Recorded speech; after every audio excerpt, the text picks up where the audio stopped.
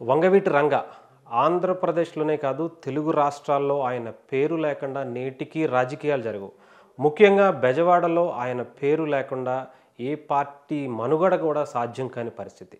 అన్ని పార్టీలు ఆయన్ని ఓన్ చేసుకుంటా ఉంటాయి. అన్ని పార్టీలోనూ ఆయన అభిమానులు ఉంటారు. ముఖ్యంగా ఆయన అనుచరగళం ఇప్పటికీ అనేక పార్టీల్లో అటు టీడీపీ, తెలుగుదేశం, జనసేన పార్టీల్లో కూడా ఆయన అనుచరులు ఎమ్మెల్యేలుగా, మంత్రులుగా ఉన్న పరిస్థితి.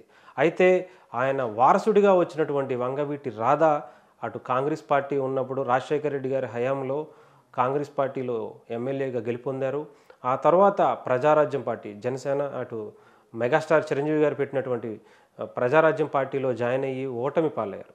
ఆ తర్వాత మళ్ళీ వైఎస్ఆర్సీపీ పార్టీకి జగన్మోహన్ రెడ్డి గారి దగ్గరయ్యి ఆ పార్టీలో కూడా పోటీ చేయడం జరిగింది. ఓడిపోవటం కూడా జరిగింది. ఆ తర్వాత వైఎస్ఆర్సీపీ పార్టీలోనే అటు రాధా గారిని రంగా గారిని తిట్టడం, రాధా గారికి నచ్చక ఆ పరిస్థితులు కావచ్చు, జగన్మోహన్ రెడ్డి గారి వ్యక్తిత్వం కావచ్చు, ఆయన చేస్తున్నటువంటి పనితీరు కావచ్చు నచ్చక ఆయన బయటకు వచ్చేసి టీడీపీ పార్టీలో జాయిన్ అయ్యారు.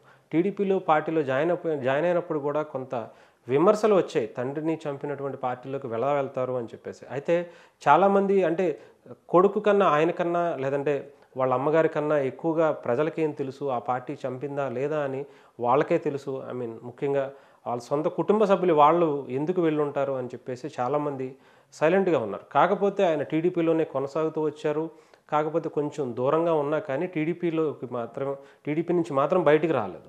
సరే ఈ మధ్యన మాత్రం కొంత జనసేన పార్టీకి దగ్గర అవుతున్నారని కొంతమంది అంటే, లేదు తిరిగి వైఎస్ఆర్సీపీ గూటికి మళ్ళీ చేరతారు అని చెప్పేసి చాలామంది అనుకుంటున్నారు.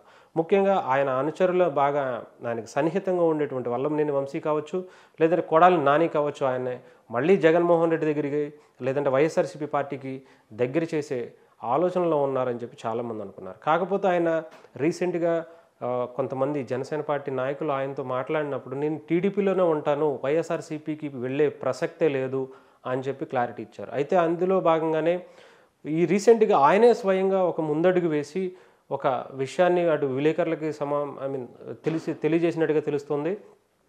గాలికి కొట్టుకుపోయే పార్టీలో నేను ఎందుకు చేరతాను, నేను ఆ పార్టీకి వెళ్ళే ప్రసక్తే లేదు, నేను టీడీపీలోనే కొనసాగుతాను, టీడీపీ నుంచే పోటీ చేస్తాను అని చెప్పి కరాఖండిగా చెప్పి వాళ్ళ నోళ్లు మూపించిన పరిస్థితి అయితే కనిపిస్తూ ఉంది.